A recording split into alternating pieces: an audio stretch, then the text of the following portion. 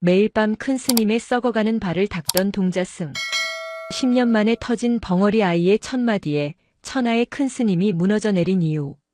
태백산맥 깊은 곳, 속세의 지도에는 잘 그려지지도 않는 금강암의 여름은 지독히도 늦게 왔다. 해발 1000m가 넘는 고도 탓에 6월 중순이 되어서야 볕은 살을 지질 듯 뜨거워졌다. 그 뜨거운 볕이 대웅전 앞마당에 거친 박석을 달구던 오후였다. 저걸 보게. 공양간을 나오던 공양주 보살의 목소리에 마른 장작이 갈라지는 듯한 결이 섰다. 그녀의 시선이 향한 곳, 마당 한가운데에는 두 개의 그림자가 겹쳐 있었다. 10살 남짓한 동자승, 도윤이었다. 그리고 그 작은 아이 앞에 금강암의 조실 스님인 원묵 대선사가 앉아 있었다. 정확히는 도윤이 무릎을 꿇고 있었다. 그의 앞에는 오래되어 이가 살짝 나간 백자대야가 놓여 있었다. 아이는 제 작은 두 손으로 원묵 노사의 발을 씻기고 있었다. 세상에 세상에. 소문은 바람보다 빨랐다. 법당에서 불경을 외던 스님들도 산채를 다듬던 행자들도 닷새 만에 열린 작은 법회에 참석하러 온 신도들까지 모두가 하던 일을 멈추고 그 광경을 바라보았다. 마당은 순식간에 수십 개의 눈으로 가득 찼지만 소리는 없었다. 오직 매미 소리와 물이 늙은 살갗에 닿는 질척한 소리뿐이었다. 부처님 법을 따른다는 자가 어찌 사람의 발을 씻기게 한단 말인가. 누군가 나지막이 내뱉은 불호령이었다. 금강암의 율사이자 모든 규율을 관장하는 지성 스님이었다. 그의 눈은 불꽃처럼 타올랐다. 저것은 승가의 규율을 어지럽히는 짓입니다. 당장 아이를 꾸짖으십시오. 신도들 사이에서도 술렁임이 커졌다. 아무리 큰 스님이라지만 부처님도 아니신데 발을 씻기다니. 어린아이에게 무엄한 짓을 시키는구먼. 아이 표정 좀 봐. 누가 억지로 시킨 게 틀림없어. 모든 시선이, 모든 비난이 아이에게로 향했다. 도윤은 금강암에 온 지 1년이 되었지만 아무도 그 아이의 목소리를 들어본 적이 없었다. 아이는 벙어리였다. 도윤의 작은 어깨가 파르르 떨렸다. 하지만 손은 멈추지 않았다. 아이의 손은 대야에 물을 적셔 원묵 노사의 발등을 쓸어내렸다. 그 발은 사람의 발이 아니었다. 오래전 거대한 불길이 핥고 지나간 자리처럼 살갗은 녹아내려 엉겨붙어 있었다.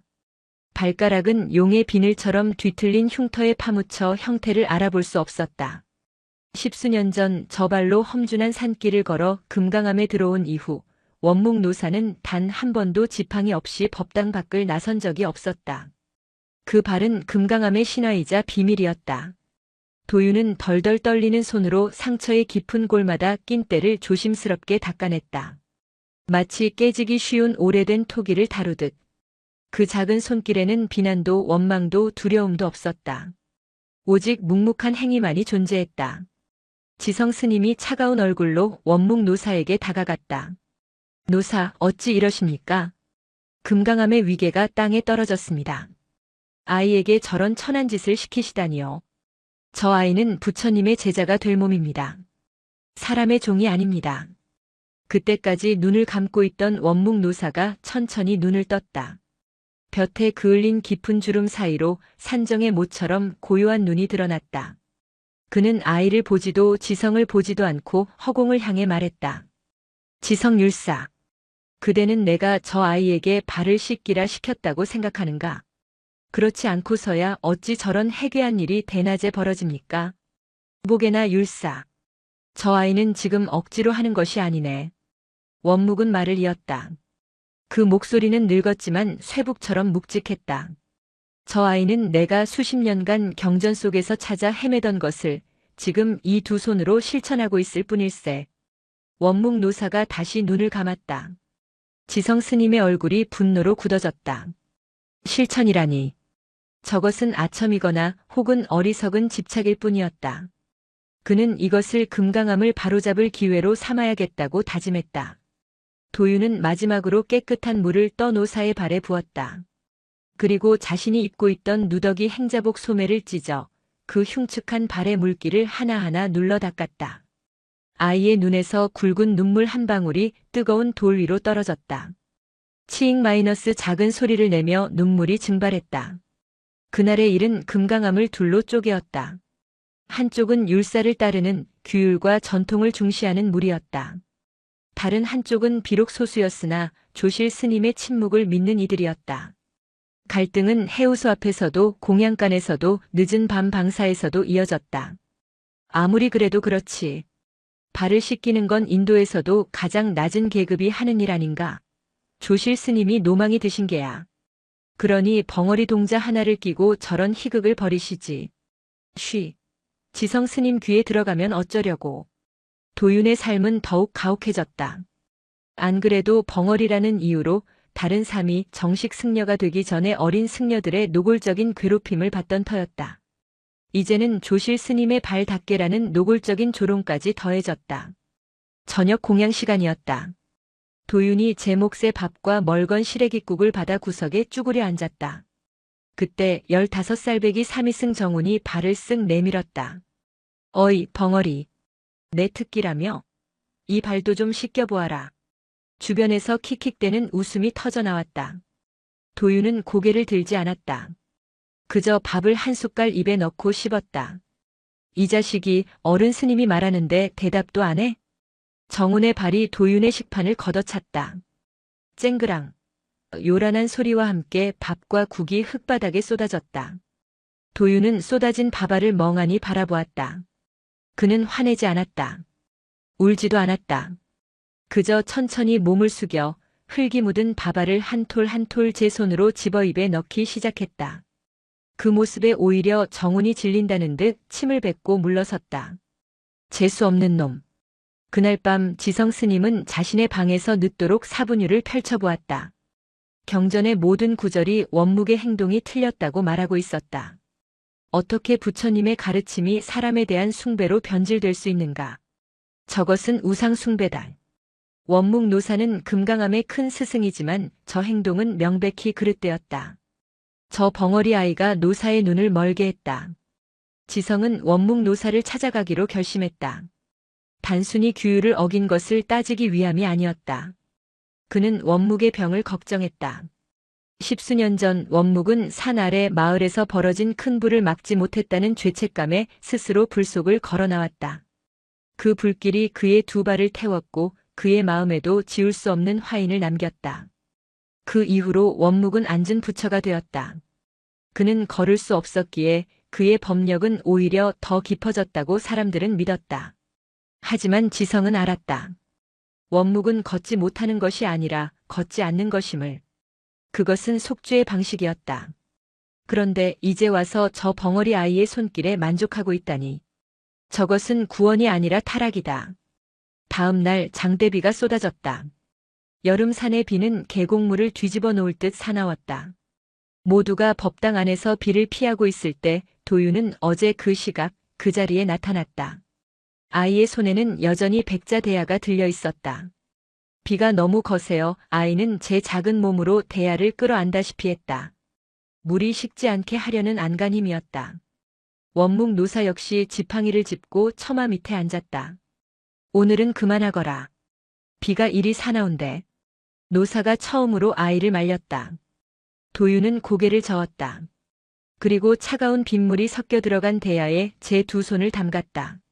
차가운 물을 제 체온으로라도 데우려는 듯 한참을 손을 담그고 있었다. 그리고는 빗속에 무릎을 꿇었다. 어제보다 더 정성스럽게 빗물과 흙탕물이 튄 노사의 발을 닦기 시작했다. 그 광경을 멀리서 지켜보던 지성 스님의 눈이 차갑게 빛났다. 저것은 집착이다. 저 아이도 노사께서도 지독한 업에 묶여 계시는구나. 내가 저 업을 끊어내야 한다. 그는 더 이상 저 의식을 두고 볼 수 없었다. 저것은 구도가 아니었다. 한 늙은이의 죄책감과 한 아이의 무지가 빚어낸 금강암을 병들게 하는 독이었다. 도윤은 왜 원묵 노사의 발을 씻기는가? 아무도 그 이유를 묻지 않았다. 벙어리였기 때문이다. 사람들은 그저 노사가 시켰겠지 혹은 아이가 이상한 버릇이 들었겠지라고 지레짐작할 뿐이었다. 도윤에게는 비밀이 있었다. 아이는 매일 새벽 남들이 일어나기 전 숲으로 갔다. 그의 목적지는 금강암 뒤편의 오래된 소나무 군락지였다. 아이는 뾰족한 돌로 제 손가락을 땄다. 그리고 흐르는 피를 늙은 소나무의 상처 송진이 굳은 곳에 문댔다. 부처님, 제 피를 받으시고 저 불을 거두어 주십시오. 그것은 아이가 스스로 만든 그릇된 의식이었다. 도유는 11달 전 산 아래 마을에서 발견되었다.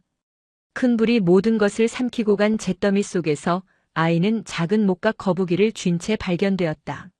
아이는 연기에 질식해 목소리를 잃었고 그 불길 속에서 부모를 잃었다. 유일한 생존자였다. 마을 사람들은 아이를 불먹은 아이라 부르며 불길해했다. 깔 곳 없는 아이를 거둔 것이 원묵노사였다. 원묵은 아이를 금강암으로 데려온 첫날 제 방으로 불렀다.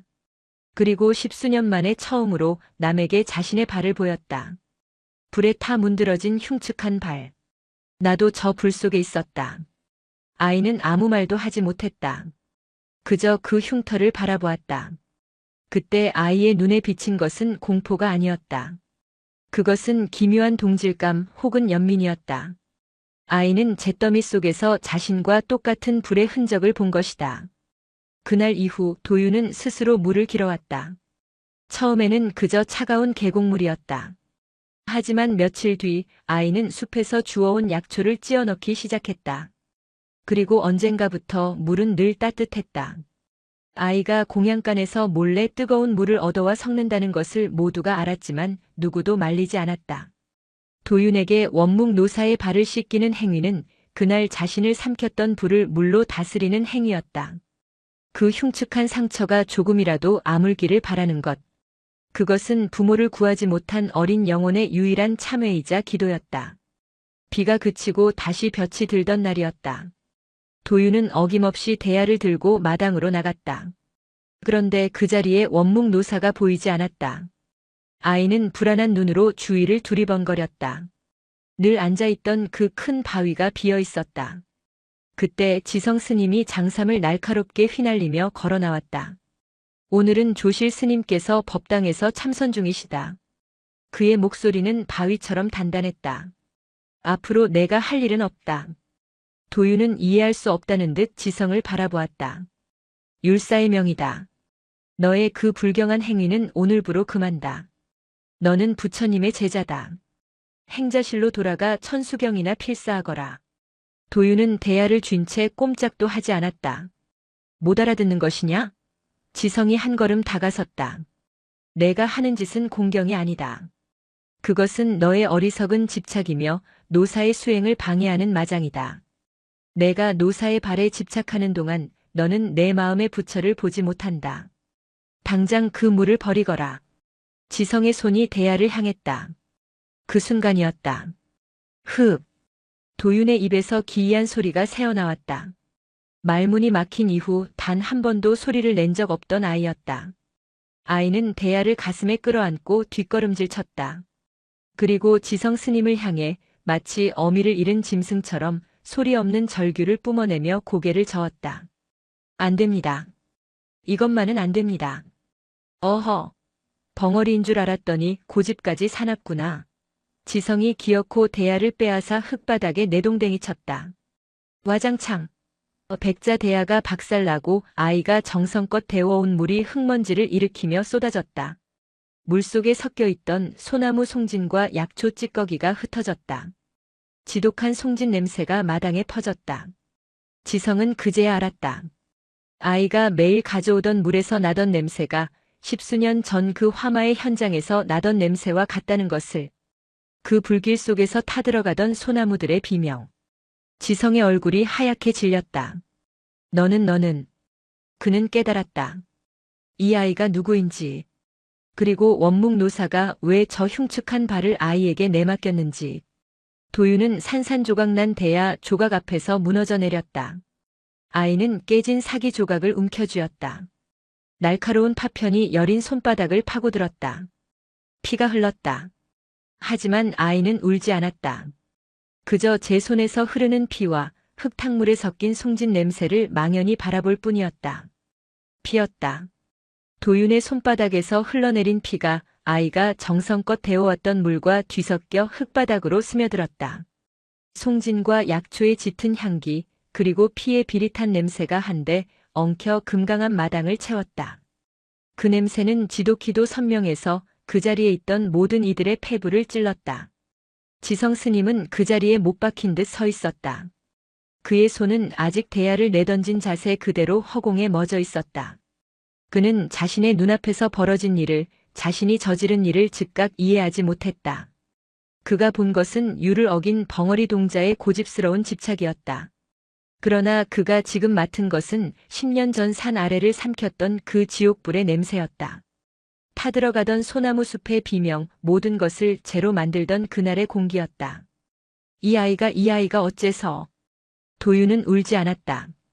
10살배기 아이가 날카로운 사기 조각에 손바닥을 깊게 베었음에도 아이는 소리내어 울지 못했다.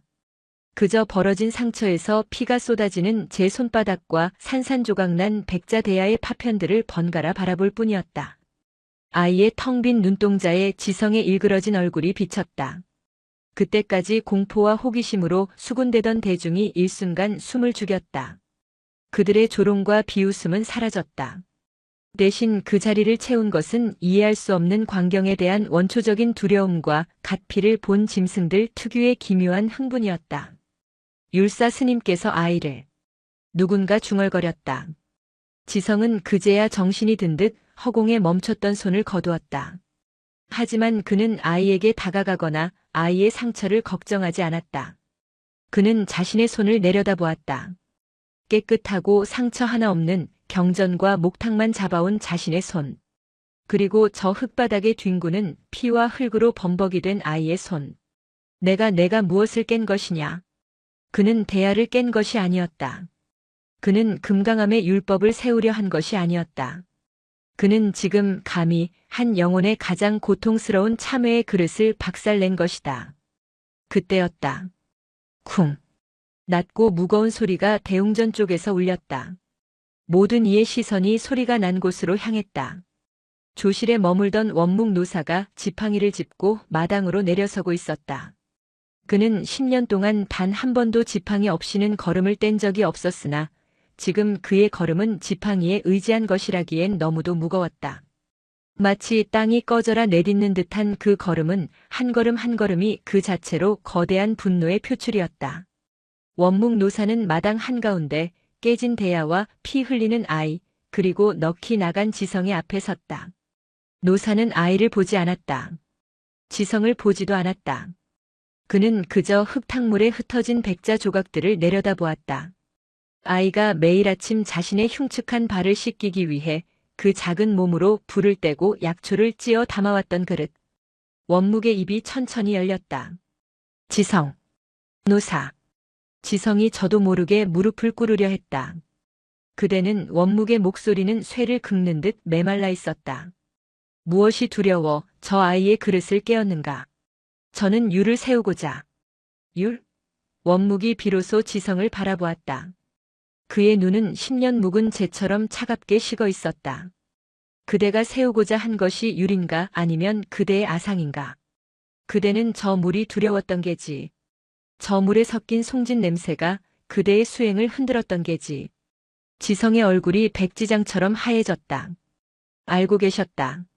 노사께서도 저 아이가 누구인지 저 냄새가 무엇인지 모두 알고 계셨다. 원묵은 더 말하지 않았다. 그는 천천히 몸을 돌려 도윤을 바라보았다. 아이는 여전히 피 흘리는 손으로 깨진 사기 조각을 움켜쥐고 있었다. 원묵은 손을 내밀지 않았다. 아이를 일으켜 세우지도 않았다. 그저 묵묵히 아이가 스스로 그 조각들을 내려놓기를 기다렸다. 도윤은 한참 만에야 천천히 손을 폈다. 피범벅이 된 소나귀에서 날카로운 백자 조각이 떨어져 나갔다.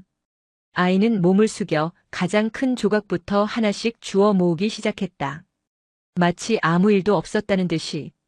마치 그것이 오늘 자신이 해야 할 일이라는 듯이. 그 침묵. 그 어떤 절규나 원망보다도 더 무겁고 날카로운 침묵이 금강암 마당에 내려앉았다. 조롱과 비난으로 술렁이던 절 마당은 이제 그 누구도 감히 숨소리조차 크게 내지 못하는 묘한 침묵의 공간이 되었다. 사람들은 보았다. 피 흘리는 벙어리 동자승이 묵묵히 제 그릇을 수습하는 것을. 사람들은 보았다. 금강암의 큰 스승 원묵이 지팡이에 온몸을 기댄 채 그 모습을 지켜보는 것을. 그리고 사람들은 보았다. 철옹성 같던 율사지성이 흙바닥에 주저앉아 파르르 떨고 있는 것을. 그날 이후 금강암의 시간은 다른 방식으로 흐르기 시작했다. 사건 다음 날 새벽동이 트기 전 도윤은 어김없이 잠자리에서 일어났다. 왼쪽 손바닥에는 공양간 보살이 몰래 감아준 이제는 피가 거무죽죽하게 굳어버린 천이 감겨 있었다. 아이는 제 방구석에 모아둔 깨진 백자 조각들을 한참이나 내려다보았다. 다시 붙일 수 없을 만큼 산산조각이 나 있었다. 도윤은 밖으로 나갔다. 그리고는 물을 깃던 계곡이 아니라 공양간 뒤편의 창고로 향했다. 그곳에서 아이는 한쪽 구석에 처박혀 있던 무쇠 가마솥의 뚜껑을 찾아냈다. 크고 무거웠다. 10살 아이의 몸으로는 도저히 들 수 없는 무게였다. 아이는 뚜껑을 들지 않았다. 그것을 흙바닥에 대고 조금씩 밀기 시작했다. 스응 마이너스 끄응 마이너스 새벽의 정적을 깨는 쇠붙이가 흙에 쓸리는 소리가 금강암 마당으로 울려 퍼졌다. 도윤은 그 쇳덩이를 마당 한가운데 원묵 노사가 늘 앉아있던 그 큰 바위 앞에까지 끌고 왔다. 그리고는 다시 계곡으로 가 차가운 물을 길어왔다. 대야가 없었다. 아이는 무쇠 솥뚜껑을 뒤집어 그 움푹한 곳에 물을 부었다. 그리고 어제와 똑같이 약초를 찧어 넣고 숲에서 주워온 송진 가루를 풀었다. 물이 너무 차가웠다. 백자 대야는 얇아서 손을 담그고 있으면 금방이라도 체온이 전해졌지만 두꺼운 무쇠는 얼음장처럼 차가웠다. 도윤은 제 상처 없는 오른손을 물에 담갔다. 그리고는 덜덜 떨리는 몸으로 어제 피 묻은 천 조각을 감았던 왼손을 풀었다. 아직 채 아물지 않은 상처가 벌어졌다. 아이는 그 피 흘리는 왼손을 차가운 솥뚜껑의 물속에 함께 담갔다. 자신의 피로 자신의 체온으로 이 물을 데우려는 듯이. 그 시각 지성 스님은 자신의 방에서 뜬 눈으로 밤을 새운 뒤였다. 그는 밖에서 들려오는 기괴한 쇳소리에 이끌려 방문을 열었다. 그리고 그는 보았다. 마당 한가운데 붉은 동이 트는 여명 아래 도윤이 피 묻은 손을 솥뚜껑에 담근 채 원묵 노사를 기다리고 있었다. 그것은 어제보다 더한 집념이었고 더 지독한 기도였다. 지성의 온몸에서 힘이 빠져나갔다. 그는 자신이 무언가를 막으려 했지만 결국 더 거대한 불길을 지폈다는 것을 깨달았다. 아이의 저 행위는 규율의 문제가 아니었다. 저것은 생존의 문제였다. 며칠이 지났다. 원묵 노사는 그날 이후 마당으로 나오지 않았다. 조실 스님의 방문은 굳게 닫혔다. 지팡이를 짚는 소리도 기침 소리도 들리지 않았다. 마치 그날 마당에서 모든 기력을 소진한 사람처럼 그는 그림자가 되었다. 하지만 도윤은 멈추지 않았다. 매일 같은 시각 아이는 무쇠 솥뚜껑을 끌고 와 물을 채웠다. 그리고 원묵 노사가 앉아있던 빈 바위 앞에서 두 손을 담그고 하염없이 기다렸다. 비가 오는 날이면 제 작은 몸으로 솥뚜껑을 가려 빗물이 섞이지 않게 했다. 볕이 뜨거운 날이면 물이 식을까봐 연신 차가운 물을 더 부었다. 금강암의 스님들과 신도들은 이제 더 이상 도윤을 조롱하지 않았다. 그들은 그 광경을 멀리서 마치 금기라도 되는 듯 바라보았다.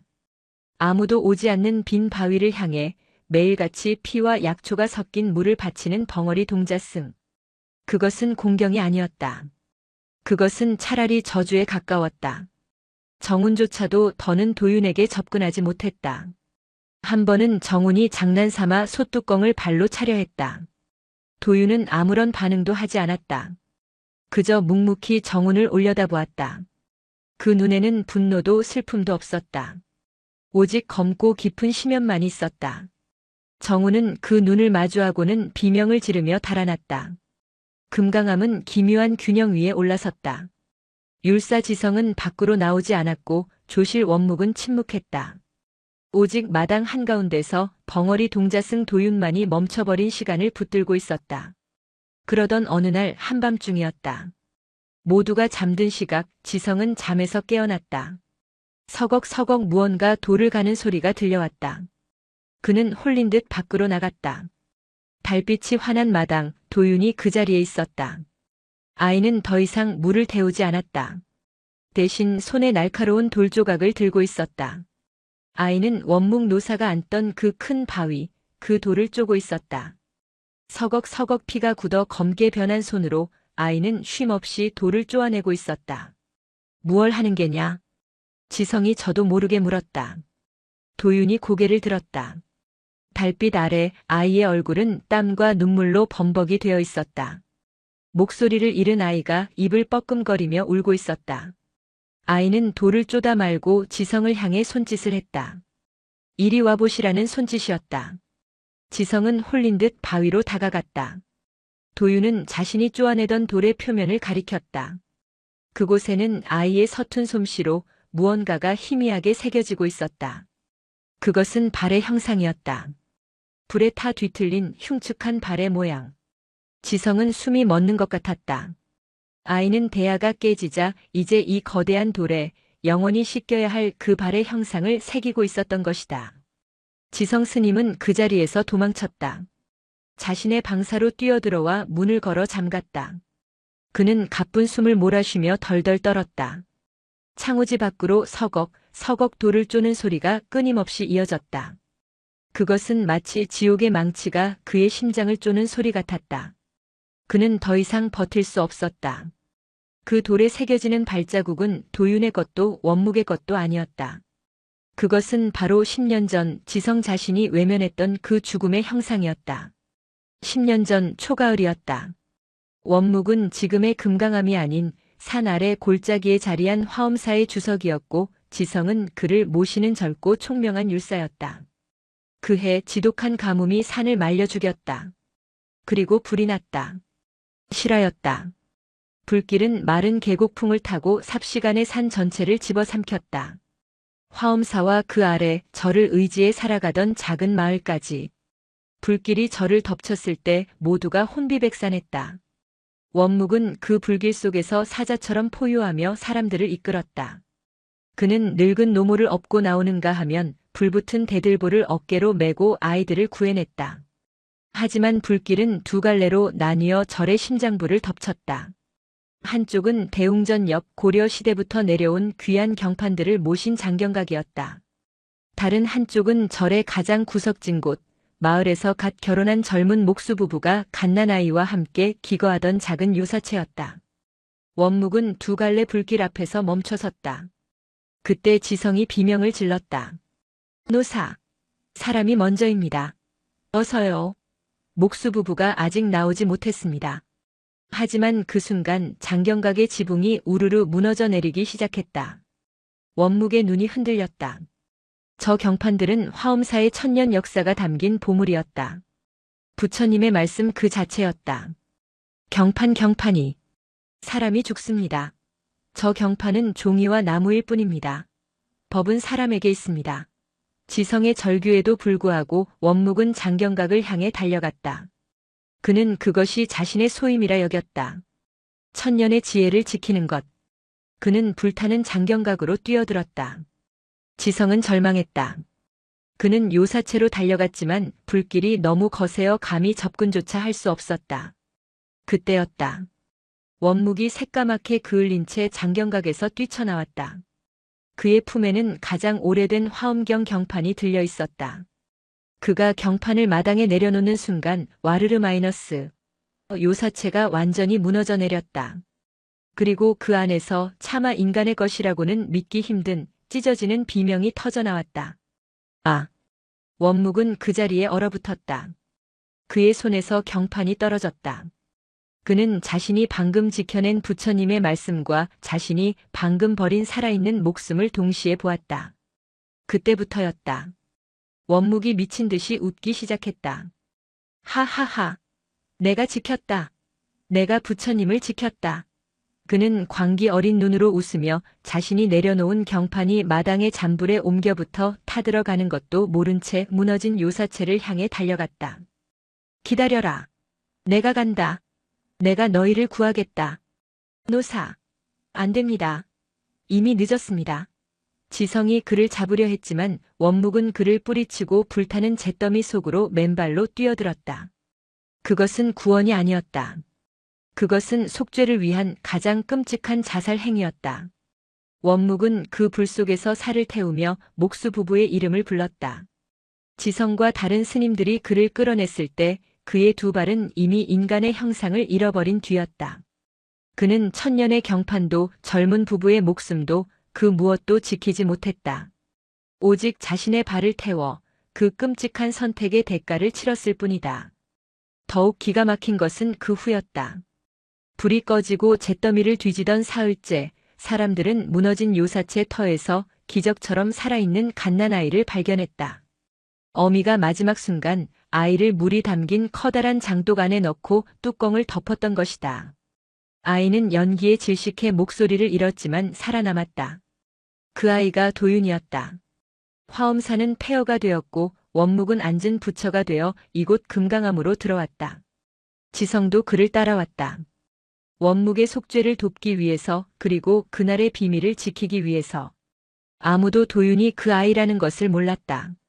10년이 지나 원묵이 불먹은 아이라 불리던 고와 도윤을 절로 데려오기 전까지는 지성은 이 모든 것을 알고 있었다.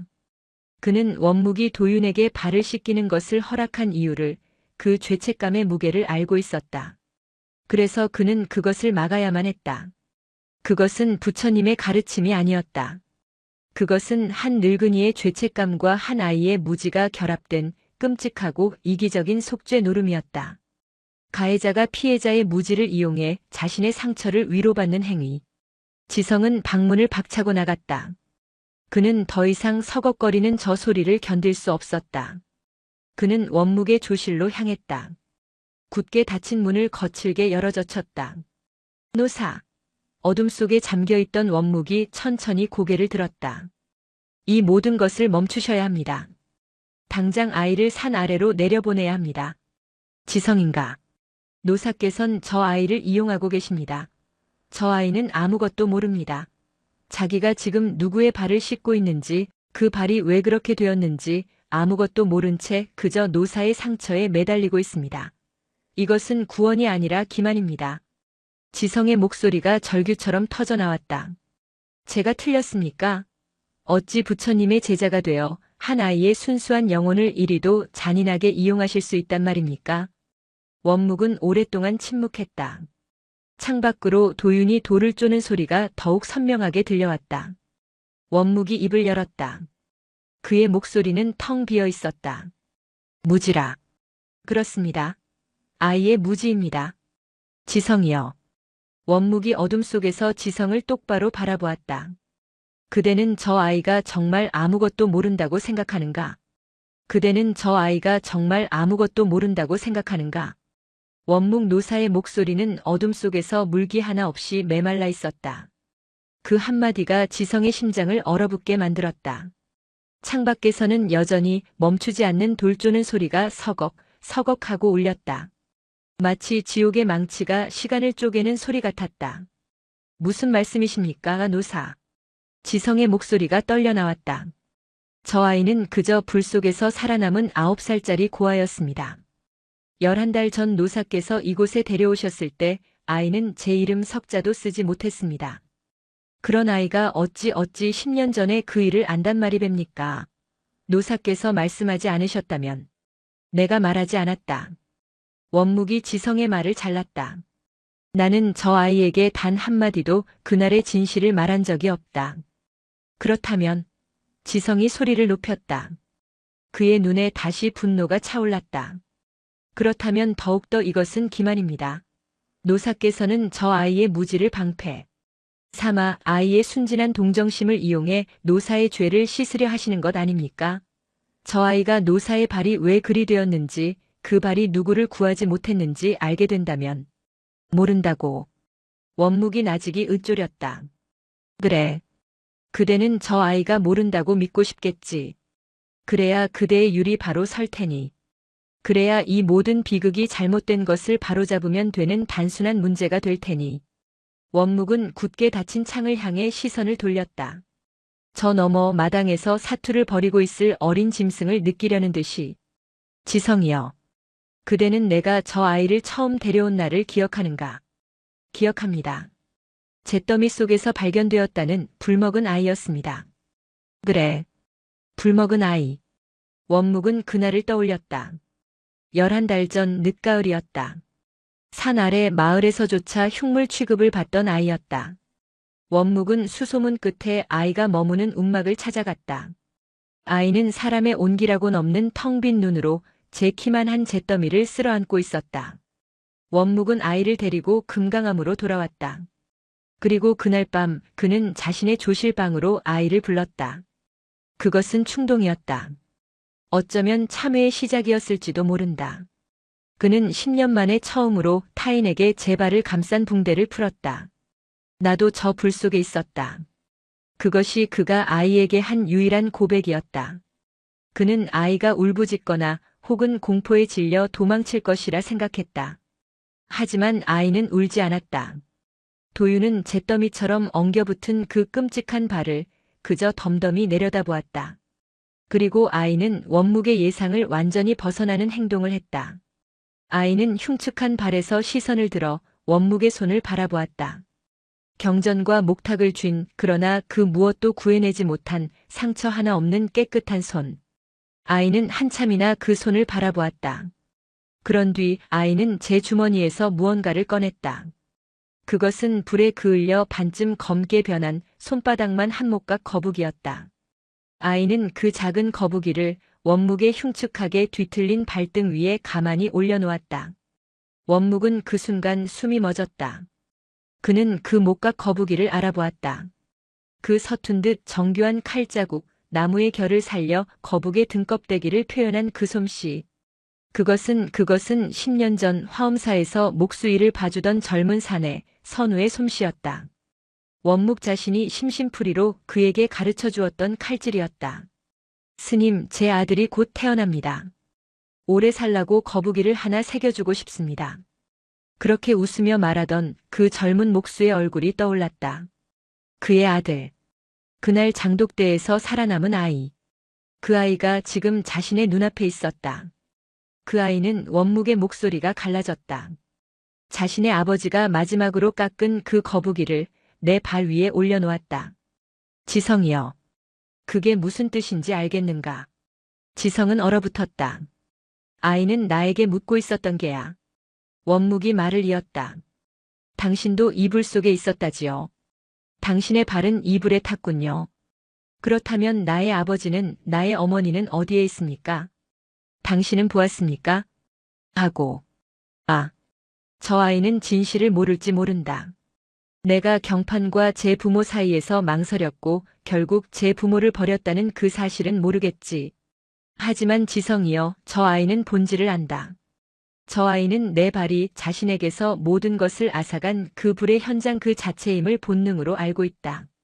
내 발은 단순한 상처가 아니라 그날의 잿더미 그 자체란 말이다. 지성의 무릎이 꺾였다. 그는 방바닥에 주저앉았다. 그의 머릿속에서 자신이 쌓아 올린 모든 논리가 무너져 내렸다. 기만, 무지, 이용. 그 모든 단어들이 힘을 잃고 흩어졌다. 이것은 가해자와 피해자의 관계가 아니었다. 이것은 같은 지옥에서 살아남은 두 존재가 서로의 상처를 통해 그날의 지옥을 확인하는 끔찍한 의식이었다. 저 아이가 물을 떠와 내 발을 씻기 시작했을 때 원묵의 눈에서 뜨거운 것이 흘러내렸다. 10년 만의 눈물이었다. 나는 막을 수 없었다. 나는 그 아이를 막을 자격이 없다. 저 아이는 내 발을 씻기는 것이 아니다. 그날 자신을 삼켰던, 부모를 삼켰던 그 불을 씻어내고 있는 것이다. 그 잿더미를 씻어내고 있는 것이다. 원묵은 고통스럽게 말을 이었다. 그리고 나는 그 아이의 손길을 받아들였다. 그 차가운 물이 내 발에 닿을 때, 그 아이의 손길이 내 상처를 어루만질 때 비로소 10년간 내 귓속에서 울리던 그 부부의 비명이 잠시나마 멎어주었기 때문이다. 노사. 그래, 지성이여. 그것이 나의 죄다. 나는 저 아이의 참회를 이용해 내 지옥을 견디고 있었다. 그러니 그대가 본 것이 맞다. 나는 저 아이를 이용하고 있다. 허나 그대가 틀린 것도 있다. 저 아이는 무지하지 않다. 저 아이는 나보다 더 깊이 이 업의 본질을 꿰뚫고 있다. 원묵이 지성을 바라보았다. 이제 그대가 답해보게, 율사. 그대는 저 아이를 막을 것인가? 아니면 나의 이 지옥을 계속되게 할 것인가? 그대의 율전 어디에 이 죄의 무게를 달 답이 있는가? 지성은 아무 말도 할 수 없었다. 그의 율은 완벽하게 패배했다. 창밖의 소리가 멎어 있었다. 지성이 넉나간 얼굴로 창밖을 보았다. 어느새 동이 트고 있었다. 도유는 마당 한가운데 자신이 쪼아대던 바위 옆에 쓰러져 잠들어 있었다. 아이의 피 묻은 손에는 여전히 날카로운 돌조각이 쥐어져 있었다. 금강암의 아침은 더 이상 예불 소리로 시작되지 않았다. 스님들과 행자들은 법당으로 향하는 대신 마당 한가운데에 모여들었다. 그들의 눈앞에는 차마 믿을 수 없는 광경이 펼쳐져 있었다. 지난밤 도윤이 밤새 쪼아낸 거대한 바위. 그 바위의 표면에는 불에 타 뒤틀린 흉측한 발의 형상이 마치 낙인처럼 선명하게 새겨져 있었다. 그것은 원묵 노사의 발이었다. 감히 누구도 입 밖에 내지 못했지만 모두가 알고 있었다. 그리고 그 발자국 형상의 한가운데 아주 가느다란 머리카락 같은 실금이 가 있었다. 바위가 갈라졌다. 누군가의 목소리가 공포에 질려 떨렸다. 이 바위는 금강암의 털을 닦을 때부터 그 자리를 지켜온 절의 근간과도 같은 반석이었다. 수백 년간 스님들은 이 바위 위에서 참선하고 신도들은 이 바위 위에서 절을 올렸다. 금강암의 금강이라는 이름 자체가 이 바위에서 유래했다는 설이 있을 정도였다. 그런데 그 바위에 벙어리 동자승의 하룻밤 돌질로 금이 가기 시작한 것이다. 이것은 흉조다. 절이 망할 징조야. 저 아이가 필시마의 신계다.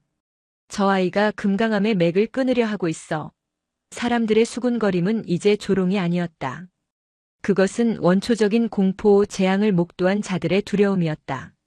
도유는 그 바위 옆에 웅크린 채 기절하듯 잠들어 있었다. 피와 흙으로 범벅이 된 아이의 모습은 수행자라기보다는 광야에서 막 돌아온 짐승에 가까웠다. 그때 지성 스님이 자신의 방사에서 걸어 나왔다. 모든 이의 시선이 그에게로 향했다. 금강암의 모든 규율을 관장하는 율사.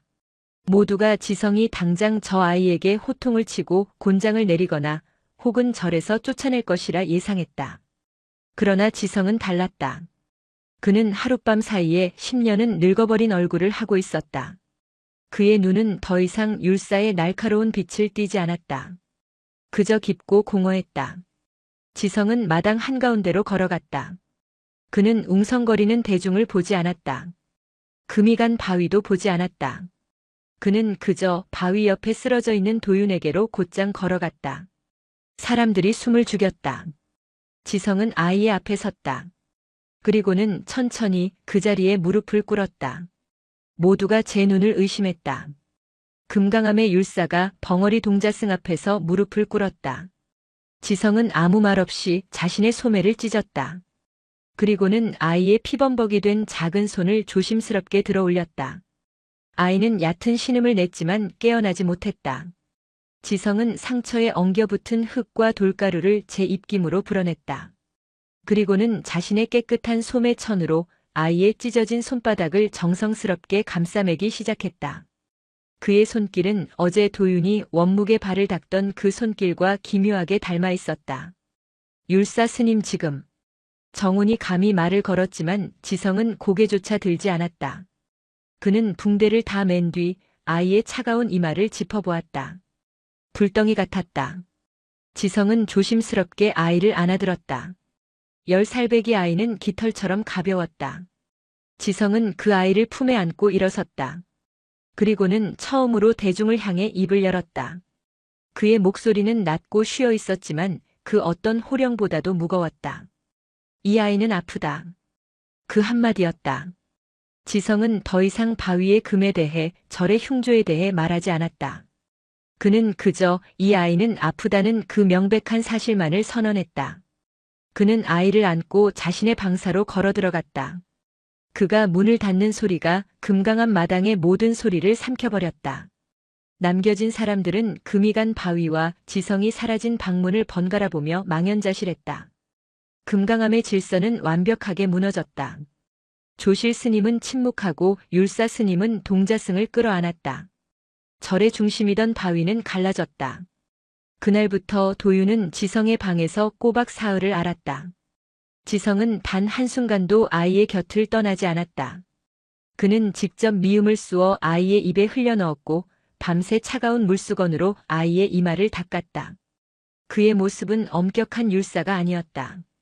그것은 10년 전 그 불길 속에서 자신이 구하지 못했던 그 젊은 부부를 향한 뒤늦은 속죄의 몸짓이었다.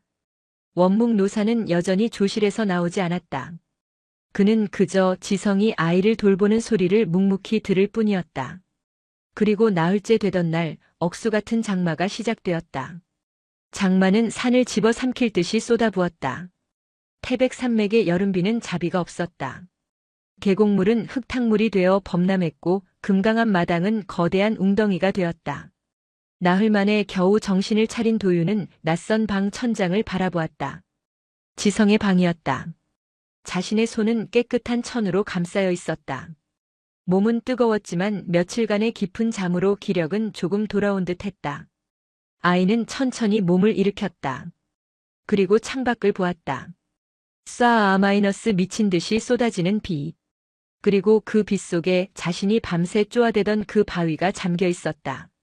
자신이 새긴 발자국 위로 빗물이 고이고 넘치고 흘러내렸다. 도윤의 눈이 흔들렸다. 씻겨나간다. 아이는 본능적으로 그렇게 느꼈다. 자신이 돌에 새긴 그 고통의 흔적이 저 비에 씻겨나가고 있었다. 자신이 붙들고 있던 유일한 참회의 대상이 사라지고 있었다. 그 순간 아이의 머릿속에서 무언가가 끊어졌다. 도윤은 이불을 박차고 일어섰다. 그리고는 문을 열고 빗속으로 뛰쳐나갔다. 도윤아. 미음을 들고 방으로 오던 지성이 기겁하며 소리쳤다. 안 된다. 아직 몸도 성치 않은데. 도윤은 그 말을 듣지 못했다. 아이는 마당을 가로질러 바위로 향했다. 그리고는 빗물이 고인 그 바위 위에 엎드렸다. 자신의 작은 몸으로 그 발자국 형상을 가리려 애썼다. 도윤아, 제발 그만하거라. 지성이 빗속을 달려와 아이의 어깨를 붙잡았다. 이건 미친 짓이다. 너는 지금 너 자신을 죽이고 있어. 이 바위가 무엇이관데. 도윤이 고개를 들었다. 아이의 눈은 열에 들떠 붉게 충혈되어 있었다. 아이는 지성을 노려보며 소리 없는 짐승처럼 그를 밀쳐냈다. 비켜. 비켜. 이것만은 안 돼. 내가 이러는 이유를 안다. 지성이 아이의 양팔을 붙잡고 절규했다. 하지만 이건 틀렸다. 이건 구원이 아니다. 너는 지금 죽은 자의 망령에 사로잡혀 있다. 제발 살아있는 내 자신을 보거라. 지성은 아이를 바위에서 떼어내려 했다. 하지만 도윤은 마치 바위에 뿌리라도 내린 듯 그 틈에 새겨진 발자국을 손톱으로 긁으며 버텼다. 그때였다. 끼잉 -10수 일 만에 조실 스님의 방문이 열리는 소리가 났다. 원묵 노사가 지팡이도 없이 맨발로 빗속을 향해 한 걸음 한 걸음 걸어 나왔다. 그의 발. 불에 타 뒤틀린 그 흉측한 맨발이 10년 만에 처음으로 금강암의 흙을 밟았다. 그는 빗속에 젖어드는 제 발을 내려다보았다. 그리고는 빗물과 진흙탕 속에서 뒤엉켜 싸우고 있는 지성과 도윤을 바라보았다. 지성은 그 자리에 얼어붙었다. 노사의 발이. 도윤도 싸움을 멈췄다. 아이는 고개를 돌려 자신을 향해 걸어오는 그 진짜 발을 보았다. 자신이 그토록 씻기고자 했던, 자신이 돌에 새기고자 했던 그 고통의 근원. 그 발이 지금 자신을 향해 걸어오고 있었다. 원묵은 마당 한가운데 바위 앞에 섰다. 그는 바위에 새겨진 자신의 발자국과 그 발자국을 지키려다 진흙투성이가 된 아이를 번갈아 보았다. 그리고 그는 지성을 향해 말했다. 지성이여. 그대는 저 아이가 죽은 자의 망령에 사로잡혀 있다 하였는가? 그렇습니다. 저것은 산자의 길이 아닙니다. 틀렸다. 원묵의 목소리가 빗소리를 뚫고 울렸다. 저 아이는 죽은 자에게 잡힌 게 아니다. 살아있는 나 이 원묵이라는 망령에게 사로잡혀 있는 것이다. 원묵은 도윤을 향해 몸을 돌렸다. 그는 아이의 눈을 똑바로 바라보았다. 그리고 그 빗속에서 금강암의 모든 대중이 들을 수 있도록 사자처럼 포효했다. 아이 이응야. 목소리를 잃은 아이가 아니라 금강암의 모든 존재를 향한 외침이었다. 내가 씻기려 하는 것은 이 발이 아니다. 내가 새기려 하는 것은 이 형상이 아니다. 내가 기억해야 할 것은 내 아비의 이름 선우와 내 어미의 이름 자경이다. 천둥이 치는 듯 했다. 지성은 숨이 멎었다. 원묵이 진실을 말했다. 가장 끔찍한 방식으로 가장 잔인한 순간에 도윤의 온몸이 경직되었다. 아이의 붉은 눈동자가 그 알 수 없는 두 개의 이름을 향해 고정되었다. 선우, 자경. 한 번도 들어본 적 없는 그 이름들.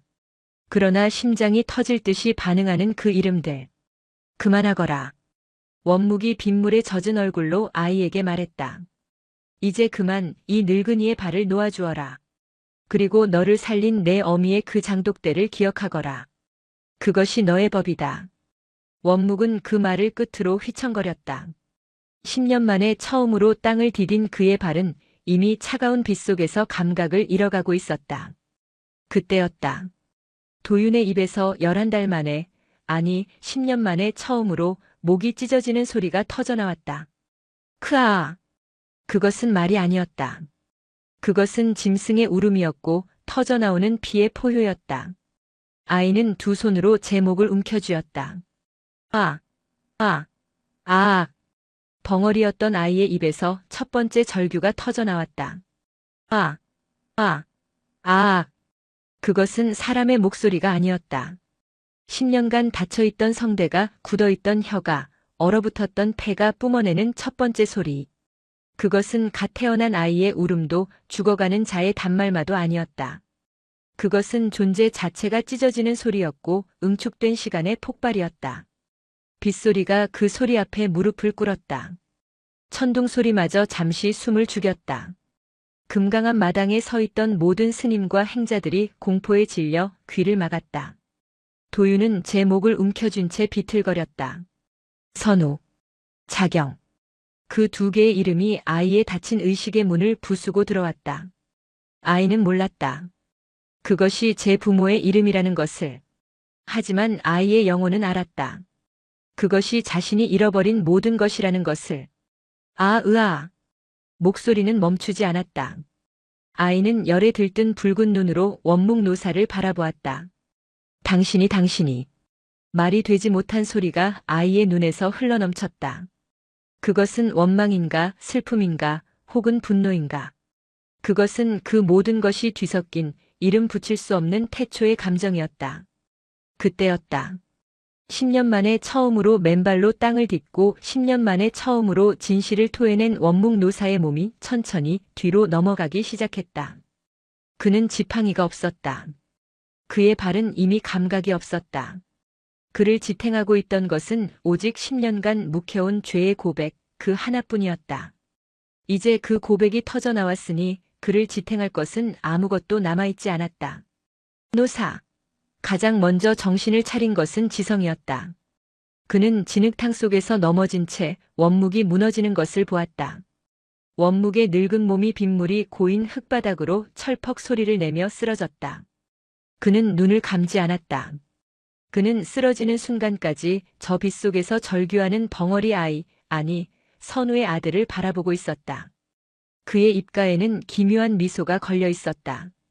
그것은 고통의 해방감이었고 가장 끔찍한 방식으로 완성된 구원이었다.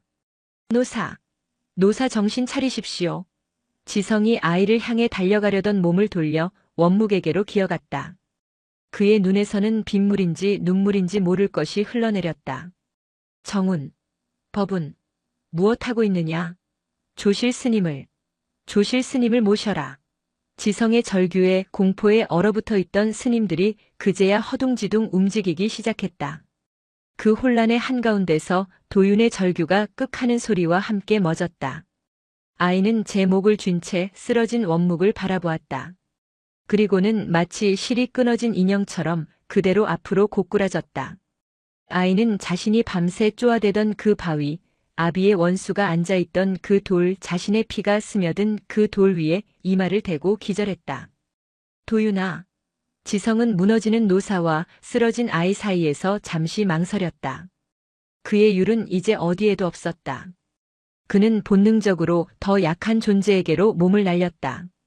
그는 도윤을 먼저 흔들었다. 아이의 몸은 불덩이 같았다. 안 된다, 안 된다, 얘야. 눈을 떠라. 내가 여기서 무너지면 안 된다. 지성은 아이를 안아들려 했다.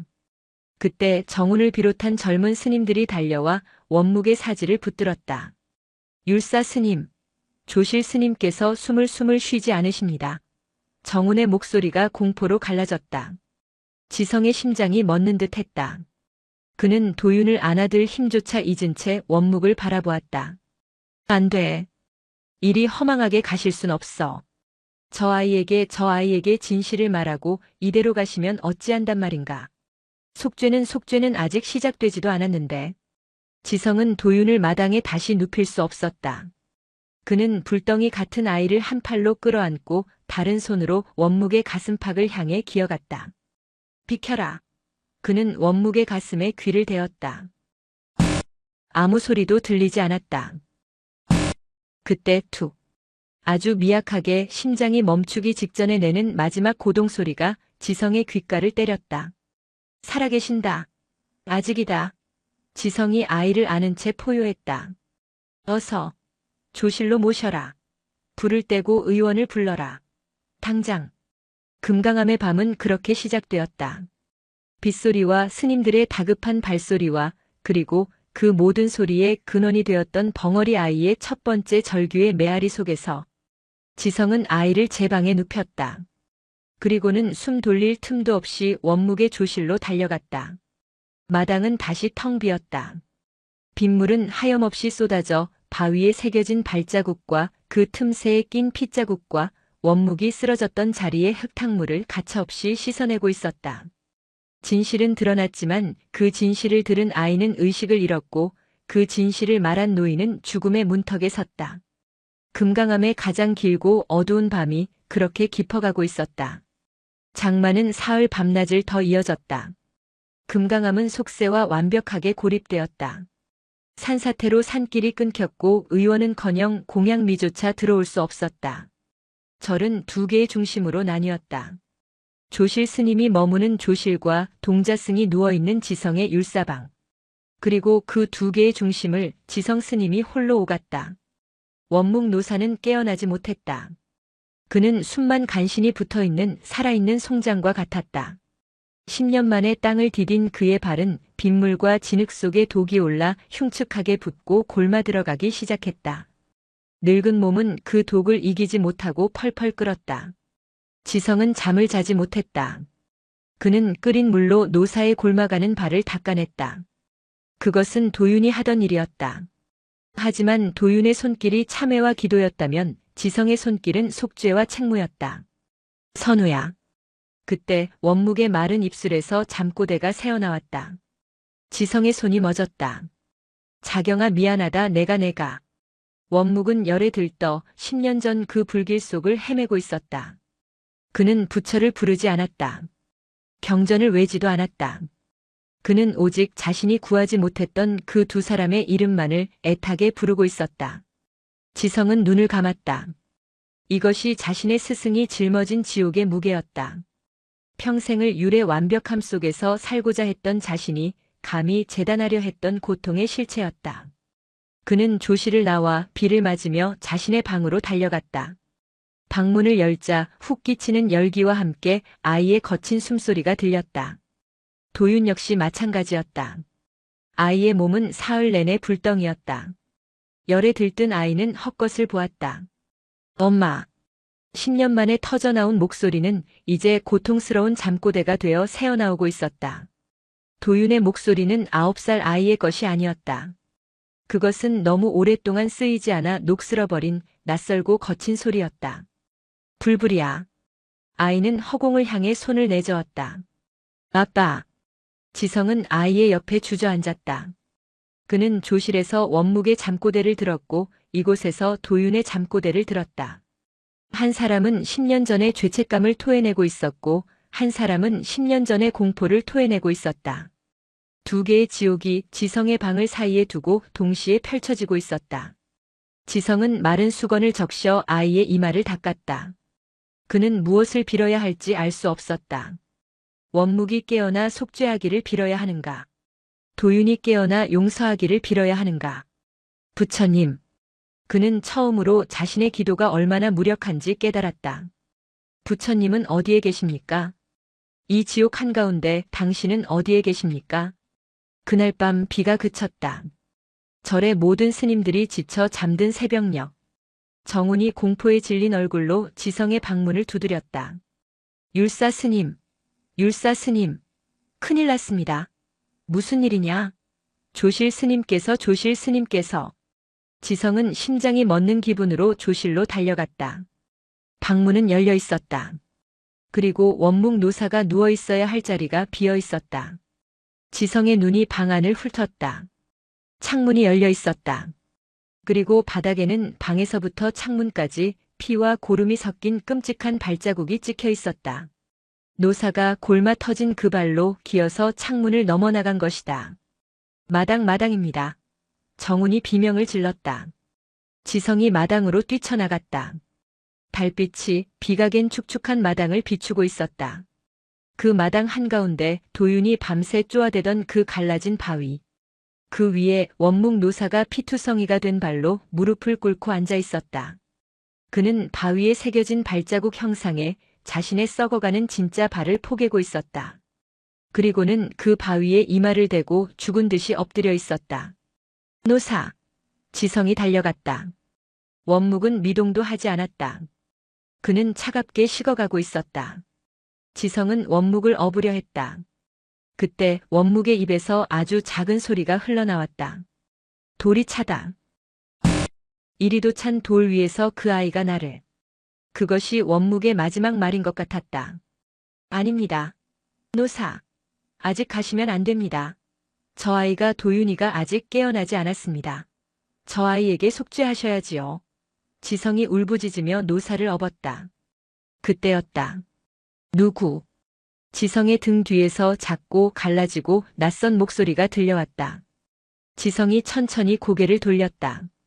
율사방 문 앞에 도윤이 자신의 두 발로 서서 이쪽을 바라보고 있었다. 아이의 눈은 더 이상 열에 들떠 있지 않았다. 그 맑고 깊은 눈동자가 지성의 등에 엎인 원묵 노사와 그 노사의 피가 묻은 바위를 덤덤하게 응시하고 있었다. 달빛 아래 세 개의 그림자가 멈춰섰다. 죽음을 등에 업은 지성. 죽음의 문턱에서 돌아온 원묵. 그리고 10년의 침묵을 깨고 막 깨어난 도윤. 시간이 얼어붙었다. 도윤의 입술이 다시 천천히 움직였다. 아파요? 그것은 질문이었다. 아이는 자신을 향해 묻는 것이 아니었다. 지성을 향해 묻는 것도 아니었다. 그의 시선은 지성의 등에 엎인 원묵의 썩어가는 발에 고정되어 있었다. 아프냐고. 자신이 그토록 씻기려 했던 그 발. 자신이 돌에 새기려 했던 그 발. 그 발이 지금 피고름을 흘리며 죽어가고 있었다. 아이는 그 고통의 근원을 향해 10년 만에 첫 번째 질문을 던진 것이다. 지성은 대답할 수 없었다. 그는 이 끔찍한 인연의 무게에 짓눌릴 것 같았다. 원수의 고통을 묻는 피해자. 피해자의 손길로 연명해온 가해자. 그리고 그 모든 진실을 알고 있는 방관자. 먼저 들어가 있거라. 지성은 겨우 목소리를 쥐어짰다. 아직 춥다. 도윤은 움직이지 않았다. 그저 그 자리에 서서 지성이 원묵을 업고 조실로 사라지는 것을 끝까지 지켜보았다. 그리고는 천천히 마당 한가운데에 있는 바위로 걸어갔다. 비가 갠 바위는 달빛을 받아 차갑게 빛나고 있었다. 자신이 새긴 발자국. 그리고 그 위에 흥건하게 고인 원묵의 피. 도윤은 그 피웅덩이 앞에 쭈그리고 앉았다. 그는 피 묻은 손으로 그 피를 만져보았다. 따뜻한 온기가 아직 남아있었다. 아이는 그 피 냄새를 맡았다. 그것은 자신이 10년간 맡아왔던 그 잿더미의 냄새와 닮아 있었다. 불의 냄새, 죽음의 냄새, 그리고 자신의 손바닥에서 나던 피 냄새와도 같았다. 도윤은 그 자리에 주저앉아 소리 없이 울기 시작했다. 목소리는 돌아왔지만 그 목소리로 우는 법은 아직 배우지 못했다. 그저 뜨거운 눈물만이 뺨을 타고 흘러내려 바위 위에 피와 뒤섞였다. 그로부터 한 달이 지났다. 기적적으로 원묵 노사는 살아남았다. 하지만 그의 발은 더 이상 발이라 부를 수 없게 되었다. 골마 들어간 살을 도려내고 뼈가 드러난 채 겨우 아물었다. 그는 이제 정말로 단 한 걸음도 스스로 내디딜 수 없는 앉은 부처가 되었다. 그리고 도유는 말을 되찾았다. 아이의 회복은 놀라웠다. 10년간 닫혀있던 샘이 터진 듯 아이는 말을 배우기 시작했다. 지성이 그의 스승이 되었다. 하지만 지성은 아이에게 천수경이나 반야심경을 가르치지 않았다. 그는 아이를 데리고 산을 걸었다. 이것은 나무다. 이것은 돌이다. 이것은 바람이다. 도유는 스펀지처럼 말을 빨아들였다. 하지만 아이는 결코 그날 밤의 일에 대해 묻지 않았다. 선우와 자경이라는 이름에 대해 묻지 않았다. 원묵 노사에 대해 묻지 않았다. 마치 그 기억 전체가 목소리와 함께 빠져나가 버린 것처럼. 지성은 초조했다. 이대로라면 원묵의 고백은 아무런 의미가 없어진다. 속죄는 이루어질 수 없고 용서 또한 불가능해진다. 두 사람은 가장 끔찍한 진실을 공유한 채 영원히 서로를 맴도는 망령이 될 터였다. 그러던 초가을 도윤의 부모 선우와 자경의 10년째 기일이 다가왔다. 지성은 작은 제사상을 준비했다. 그는 도윤에게 말했다. 도윤아, 내일은 너를 낳아주신 분들의 기일이다. 도윤은 밥을 푸던 손을 멈췄다. 법당에서 작은 제를 올릴 것이다. 너도 함께 가겠느냐? 도윤은 아무 말 없이 다시 밥을 푸기 시작했다. 지성은 가슴이 답답해졌다. 아이가 진실을 외면하고 있었다. 다음 날 새벽, 지성은 홀로 법당으로 향했다. 그는 제단에 촛불을 켰다. 선우와 자경의 위패를 조촐하게 모셨다. 그는 홀로 향을 피우고 절을 올렸다. 부디 이 얽힌 업을 거두어 주십시오. 그가 절을 마치고 일어서려는데 끼잉 마이너스 법당 문이 열리는 소리가 났다. 도윤이었다. 아이는 깨끗하게 빨아입은 행자복을 입고 그 작은 손에 자신이 늘 품고 다니던 그 목각 거북이를 들고 서 있었다. 도윤은 천천히 걸어 들어와 위패 앞에 섰다. 선우, 자경, 자신이 10년간 그리워했던 그 이름들. 아이는 한참이나 그 두 글자를 바라보았다. 그리고는 목각 거북이를 위패 앞에 조심스럽게 내려놓았다. 아이는 절을 하지 않았다. 울지도 않았다. 그저 자신의 가장 소중한 것을 부모에게 돌려주었을 뿐이다. 도윤아. 지성이 아이의 어깨를 잡으려 했다. 그때 쿵. 법당 입구에서 무언가 무거운 것이 땅을 짚는 소리가 났다. 지성과 도윤이 동시에 고개를 돌렸다. 그곳에는 원묵 노사가 서 있었다. 그는 앉아있지 않았다. 그는 지팡이를 짚고 있지도 않았다. 그는 정운이 만들어 바친 어깨까지 오는 조악한 목발 마이너스에 온몸을 의지한 채 두 발이 아닌 두 팔로 서 있었다. 노사. 지성이 경악하여 달려가려 했다. 오지 마라. 원묵이 그를 막았다. 그는 식은땀을 비오듯 흘리고 있었다. 상처가 아물지 않은 발은 땅에 닿지도 못했다. 그는 오직 두 팔의 힘과 어깨로 온몸을 지탱하고 있었다. 원묵은 목발을 한번 힘겹게 앞으로 내디뎠다. 쿵. 그리고 온몸을 끌어당겼다. 쓱. 한 걸음. 10년 만에, 아니, 그가 새로운 삶을 얻은 이후 그의 첫 번째 진짜 걸음이었다. 그는 위패를 향해, 아니, 그 위패 앞에 서 있는 도윤을 향해 한 걸음, 또 한 걸음, 지옥의 강을 건너듯 걸어오고 있었다. 도윤은 피하지 않았다. 아이는 자신에게 다가오는 그 거대한 고통의 그림자를 그저 덤덤히, 그러나 똑바로 마주보고 서 있었다. 법당 안의 공기는 차갑게 얼어붙어 있었다. 타오르는 촛불의 심지만이 타닥 소리를 내며 그 정적을 위태롭게 붙들고 있었다. 지성은 숨을 쉴 수 없었다.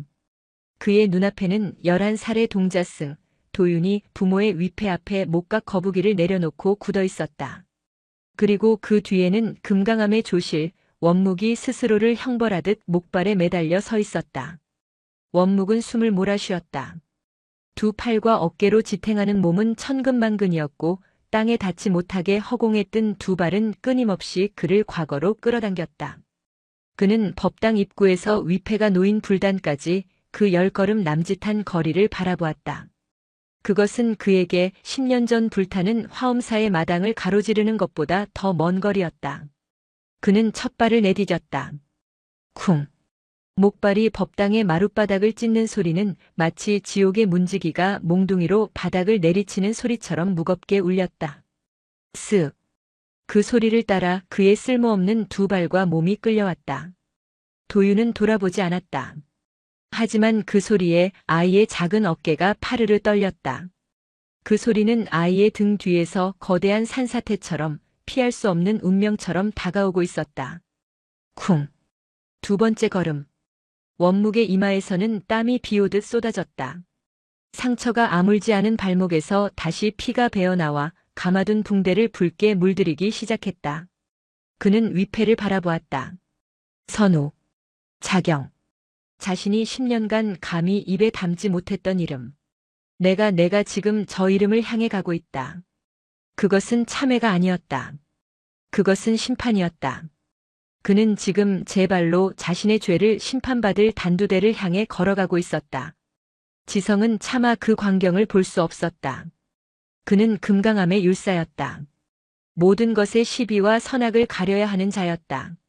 하지만 지금 그의 눈앞에 펼쳐지는 것은 그 어떤 경전으로도 설명할 수 없는 가장 숭고하면서도 가장 끔찍한 의식이었다. 쿵. 세 번째 걸음. 원묵은 도윤의 작은 등을 보았다. 자신의 죄가 낳은 결과물. 자신이 목소리를 앗아갔고 자신이 그 순진한 손을 이용해 지옥을 견뎠던 바로 그 아이. 쿵. 네 번째 걸음. 도윤이 천천히, 아주 천천히 고개를 돌렸다. 아이는 자신을 덮칠 듯 다가오는 거대한 그림자를 마주보았다. 아이의 맑은 눈동자에 땀과 고통으로 일그러진 노사의 얼굴이 비쳤다. 두 사람의 시선이 허공에서 마주쳤다. 아무런 말도 오가지 않았다. 하지만 그 침묵 속에서 10년 전의 그 불길이, 잿더미가 비명이 두 사람 사이를 소용돌이치며 지나갔다. 원묵은 시선을 피하지 않았다. 그는 그 아이의 눈을, 그 피해자의 눈을 정면으로 마주하며 다시 목발을 내디뎠다. 쿵. 5걸음. 쿵. 6걸음. 그의 팔 힘이 거의 다해가고 있었다. 어깨는 탈골될 듯 비명을 질렀다. 그가 휘청거렸다. 노사. 지성이 저도 모르게 달려가 그를 부축하려 했다. 오지 마라. 원묵이 짐승처럼 으르렁거렸다. 그는 지성의 부축을 거부했다. 이 길은 오롯이 혼자 가야 할 자신의 업의 길이었다. 그는 마룻바닥에 한쪽 무릎을 찌우며 균형을 잡았다. 뼈가 부서지는 듯한 고통이 밀려왔지만 그는 다시 목발을 고쳐주었다. 도윤은 그 모든 과정을 눈 하나 깜빡이지 않고 지켜보았다. 아이는 두려워하지 않았다. 도망치지도 않았다. 그저 한 인간이 자신의 죄를 향해 다가가는 그 처절한 과정을 자신의 두 눈에 새기고 있었다. 쿵, 쿵, 쿵. 9번째 걸음. 원묵은 마침내 불단의 바로 앞 도윤의 등 뒤 한 걸음까지 다가왔다. 이제 마지막 한 걸음이 남았다. 그는 숨을 몰아쉬었다. 그는 위패를 보았다. 그리고 그 위패 아래 놓인 불에 그을린 목각 거북이를 보았다. 자신이 구하지 못한 생명, 그 증거. 원묵은 자신을 지탱하던 두 개의 목발을 그대로 놓아버렸다. 탕, 탕. 목발이 요란한 소리를 내며 마룻바닥에 쓰러졌다. 그리고 지탱할 것을 잃어버린 원묵의 몸이 그대로 앞으로 무너져 내렸다. 쿵. 그것은 절이 아니었다. 그것은 추락이었다. 그는 도윤의 부모 위패 앞에 그리고 그 아들 도윤의 발 앞에 자신의 온몸을 내던졌다. 그의 이마가 차가운 마룻바닥에 거칠게 부딪혔다. 열반에 든 부처의 자세가 아닌 죄인이 처형대 앞에서 목을 내놓는 자세로 그는 완벽하게 엎드렸다. 법당 안은 그가 쏟아내는 거친 숨소리와 그의 상처에서 배어나온 피가 마루에 스미는 소리, 그리고 지성에 억눌린 흐느낌 소리로 가득 찼다.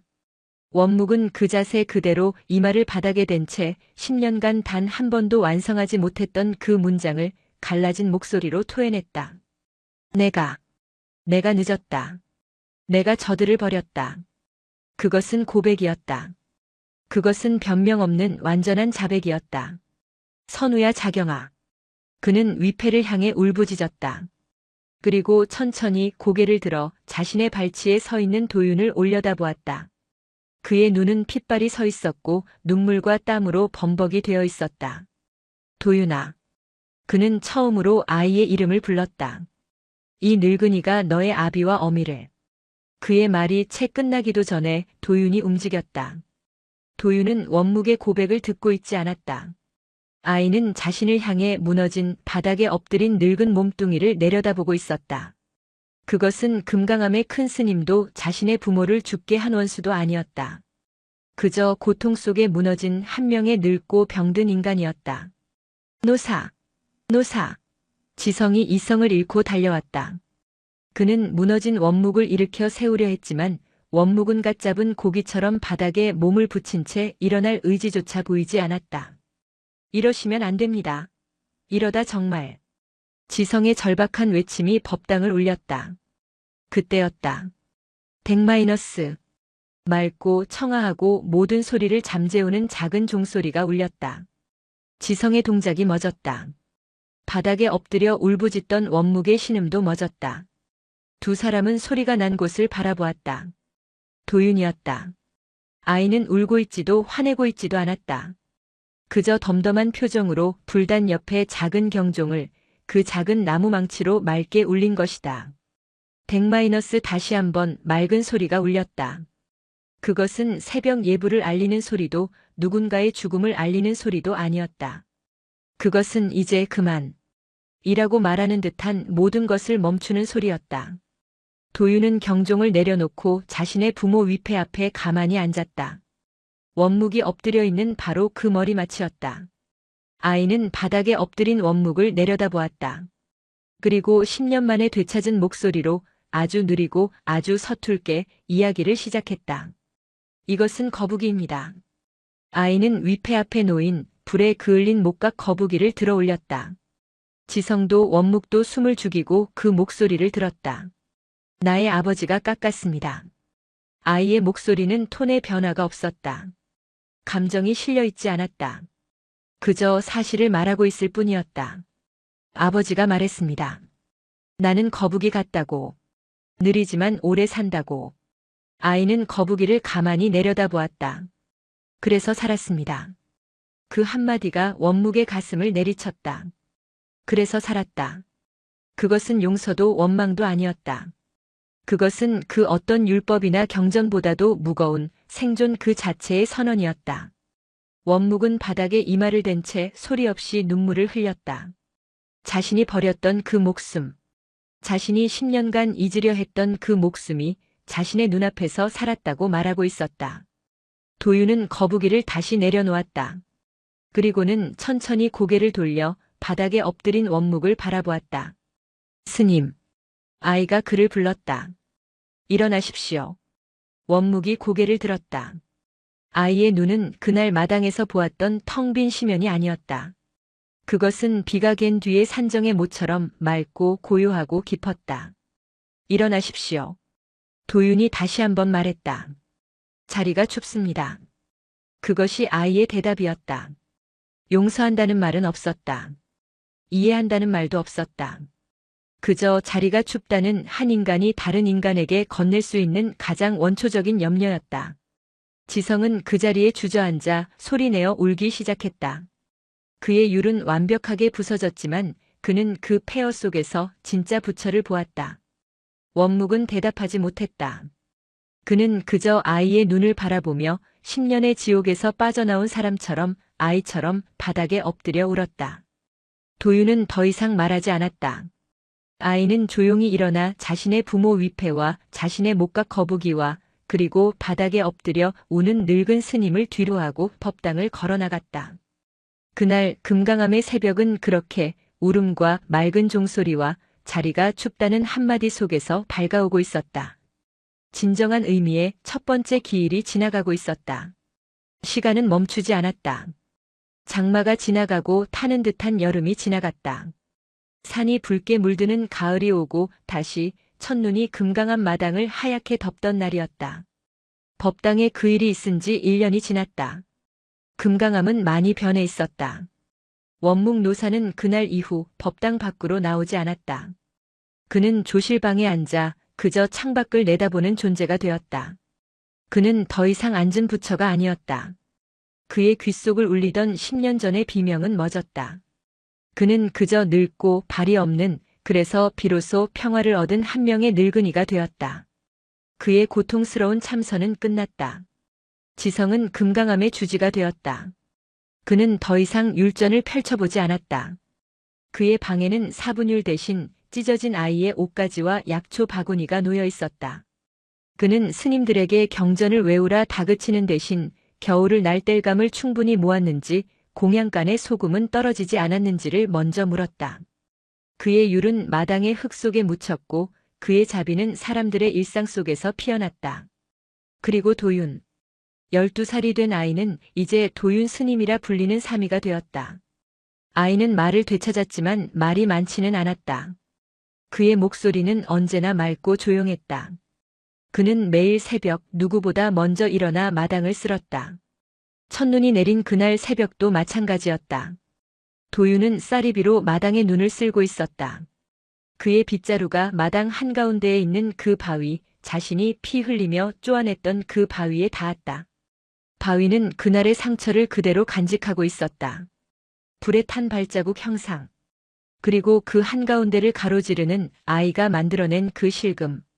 그 위로 하얀 눈이 소복이 쌓여 있었다. 도윤은 빗자루질을 멈추고 바위 위에 쌓인 눈을 손으로 쓸어냈다. 차가운 돌의 감촉이 손바닥을 통해 전해졌다. 그때 지성이 따뜻한 차가 담긴 잔을 들고 마루로 나왔다. 도윤아, 춥지 않으냐? 스님, 괜찮습니다. 도윤이 고개를 돌려 옅게 웃었다. 그것은 더 이상 벙어리 아이의 공허한 미소가 아니었다. 지성은 차를 한 모금 마시며 아이가 쓸어낸 그 바위를 바라보았다. 그 돌.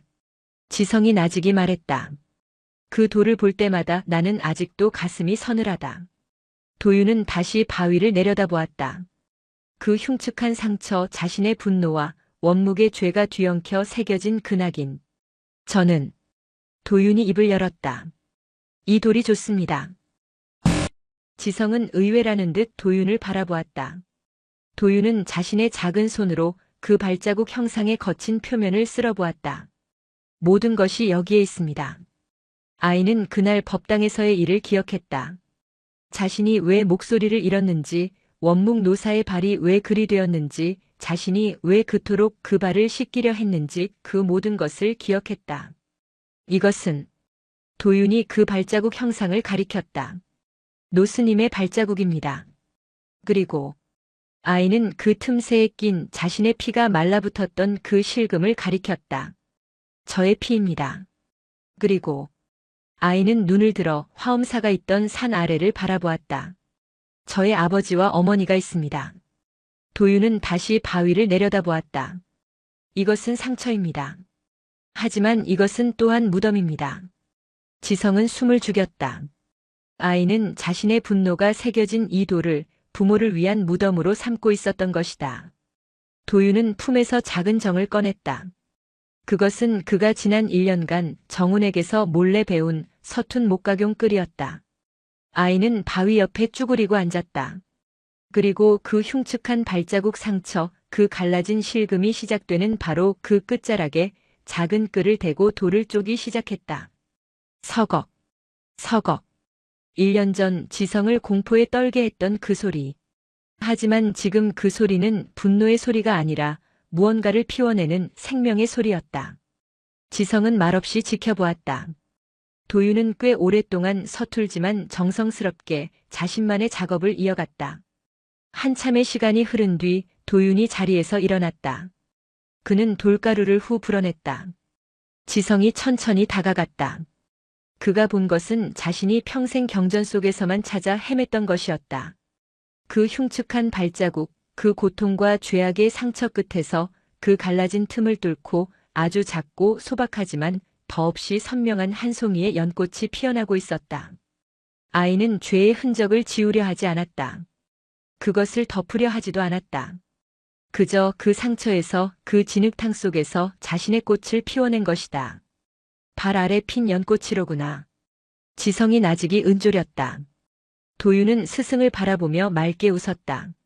아이는 더 이상 원망하지 않았다. 또한 억지로 용서하지도 않았다. 그저 모든 것을 끌어안고 자신의 삶을 피워낼 뿐이었다. 그해 겨울, 원묵 노사는 조실방에서 조용히 입적했다. 그의 마지막 모습은 마치 깊은 잠에 든 듯 평화로웠다. 세월이 흘러 금강암 마당의 그 바위는 찾아오는 모든 이들이 절을 올리는 성지가 되었다. 사람들은 그 흉측한 발자국과 그 틈새에서 피어난 작은 연꽃을 보며 말로 가르침을 전할 순 있으나 진정한 구원은 가장 깊은 상처 속에서 스스로 피어나는 꽃임을 깨달았다. 공경은 무릎으로 피는 것이 아니며 용서는 말로 이루어지는 것이 아니었다. 그 모든 것은 삶이라는 가장 뜨거운 진흙탕을 딛고 일어서는 그 발 아래에서 피어나는 연꽃이었다.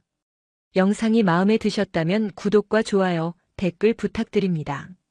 부탁드립니다. 부탁드립니다. 부탁드립니다. 부탁드립니다. 부탁드립니다. 부탁드립니다.